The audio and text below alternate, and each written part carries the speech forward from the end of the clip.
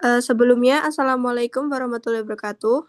Waalaikumsalam warahmatullahi Waalaikumsalam warahmatullahi wabarakatuh. wabarakatuh. Yang saya hormati Ibu Yus Andini selaku pengampu mata kuliah metode ilmiah dan teman-teman yang saya hormati. Di sini kami akan mempresentasikan tentang hasil kerja kelompok kami, yaitu tentang proposal bisnis toko mebel kursi Jati Harjo. Eh, dengan beranggota saya Nabila Inayatur Madoni dengan NIM H10240096 dan rekan saya. Dan saya Maditya Paramita dengan NIM H10240094.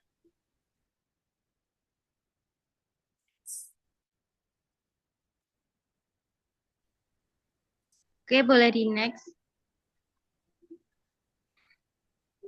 Latar belakang yaitu pohon memiliki fungsi yang sangat penting pada keberlangsungan hidup, tidak hanya sebagai sumber oksigen dan menjadi tempat pemeliharaan fungsi lingkungan serta flora dan fauna yang ada, pohon juga dapat diambil manfaatnya berupa kayu. Pemanfaatan dari pohon berupa kayu menjadi peran dalam pembuatan mebel sebab permintaan produk dari mebel pun akan terus mengalami peningkatan. Mebel merupakan barang perabot atau furnitur rumah yang dimodifikasi untuk menambah estetika. Salah satu produk mebel yang akan kami jual yaitu kursi. Permintaan dari penggunaan kursi datang dari berbagai sektor, terutama dalam sektor pendidikan. Kebutuhan akan kursi yang praktis sekarang terus meningkat seiring dengan kebutuhan mahasiswa. Dalam usaha kami kali ini, memproduksi suatu produk mebel yang didesain khusus untuk mahasiswa. Melihat melihat semakin meningkatnya jumlah mahasiswa dan kebutuhan akan perabotan rumah yang praktis untuk mahasiswa, maka kami akan mendirikan usaha mebel yang memproduksi kursi. Dalam rangka pendirian usaha mebel ini, kami memerlukan dana untuk pembelian peralatan, bahan baku, dan modal kerja sebagaimana tercantum dalam usulan proposal proyek ini.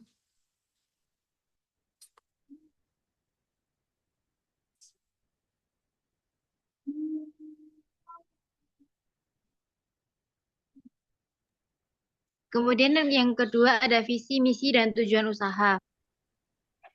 Usaha mebel kursi kami ini bertujuan untuk menjadikan produsen terkemuka di Indonesia yang dikenal karena kualitas, inovasi, dan keberlanjutan, serta menjadi pilihan utama bagi pelanggan.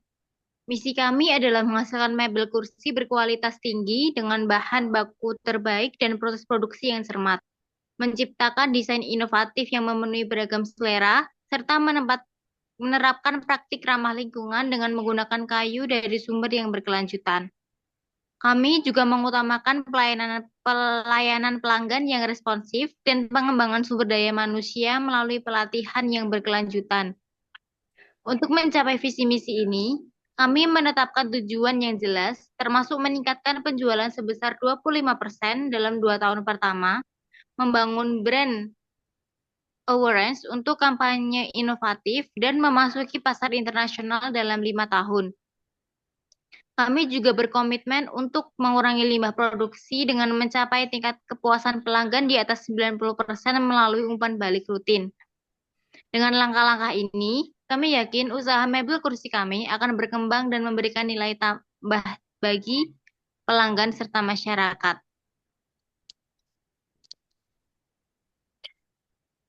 Selanjutnya itu ada profil usaha.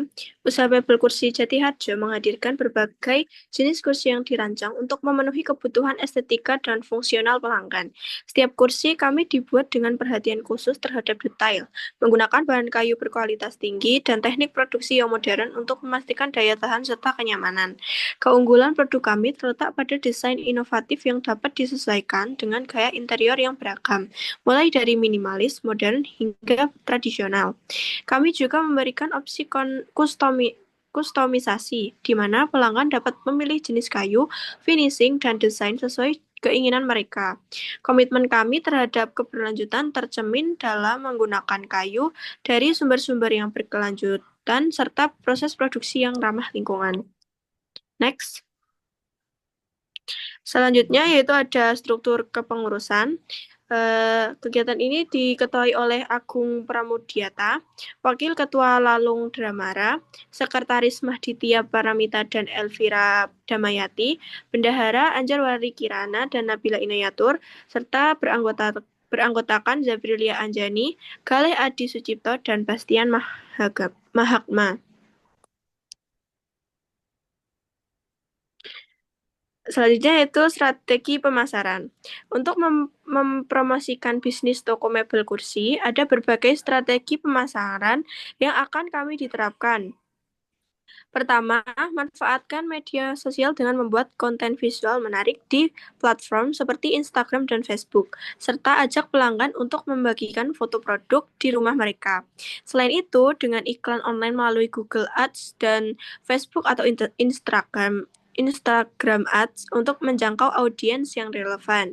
Kolaborasi dengan influencer di bidang desain interior akan kami lakukan untuk meningkatkan visibilitas produk.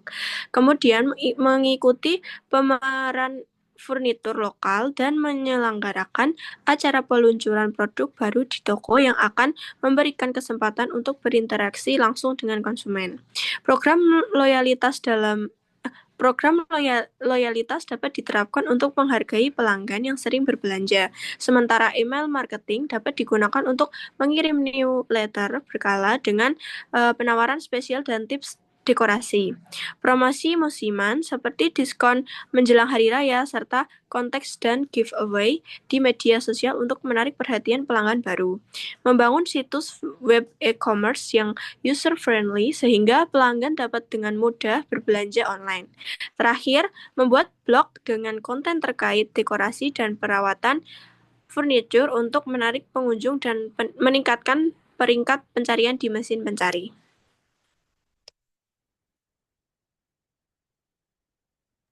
Selanjutnya ada analisis SWOT dari yang pertama itu ada stretch atau kekuatan. Yang pertama itu mencakup produk berkualitas. Yang kedua ada layanan kustomisasi. Dan yang ketiga ada lokasi yang strategis. Dan yang keempat ada reputasi lokal. Next.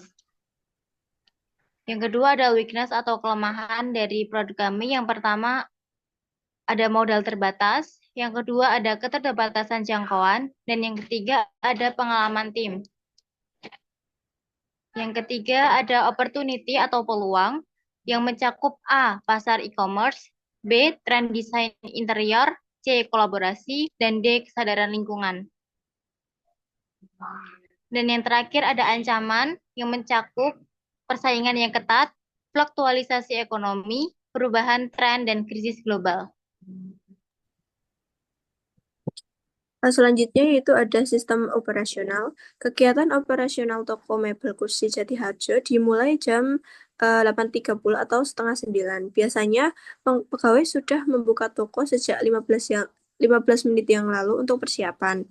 Lalu akan dilanjutkan dengan pelayanan transaksi jual beli hingga pukul 20 atau jam 8. Pembelian barang dagang dilakukan secara berkala sesuai dengan ketersediaan produk kebutuhan pokok yang ada.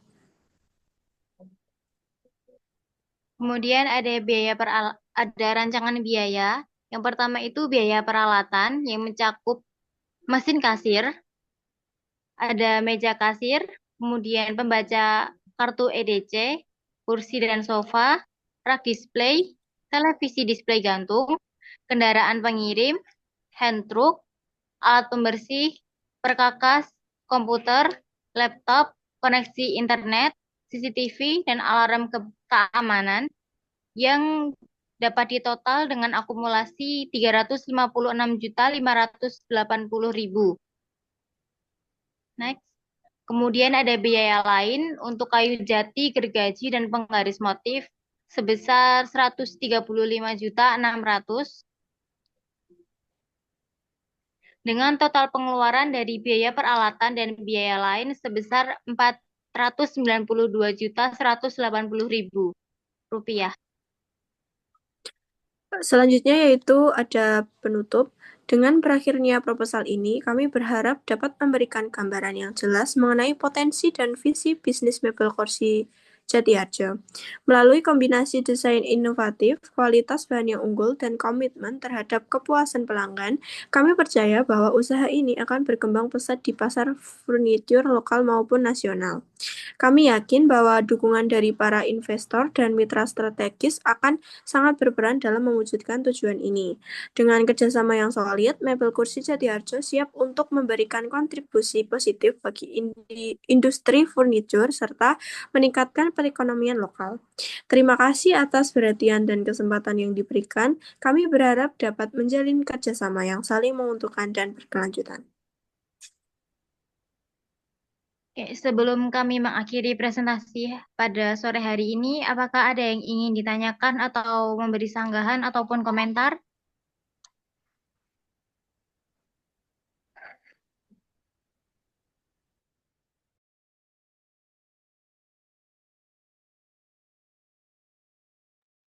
Sekali lagi, apakah ada yang ingin memberi sanggahan, komentar, ataupun pertanyaan? Saya izin bertanya, Kak. Ya, silahkan. Sebelumnya, perkenalkan nama saya Iza Rahmawati dari kelompok 1 dengan NIM H1024093. Izin bertanya, eh, kan tadi ada beberapa jenis kayu yang mau dipakai buat mebel itu kan. Nah, itu kegunaannya tuh apa dan keunggulannya apa? Kalau memilih jenis A itu kenapa? Dan apakah itu udah benar-benar kayak berkualitas atau belumnya itu bagaimana gitu. Terima kasih. Ya. Apakah ada pertanyaan lain? Jika tidak, izin menjawab ya. Kayu yang kita pakai itu sudah kami pastikan merupakan kayu yang berkualitas. Di sini kami menggunakan kayu jati yang memang sudah jelas kualitasnya. Sebelum melakukan pembuatan mebel sendiri, kami juga melakukan pengecekan terhadap kayu-kayu yang kami gunakan. Kalau memang kayu tidak layak, maka akan kita ganti dengan kayu yang lain dengan kualitas yang sama. Jadi nggak perlu khawatir kalau kualitas kayu itu nggak perlu diragukan karena kita 100% menjamin kualitas untuk kepuasan pelanggan. Apakah ada sanggahan? Cukup.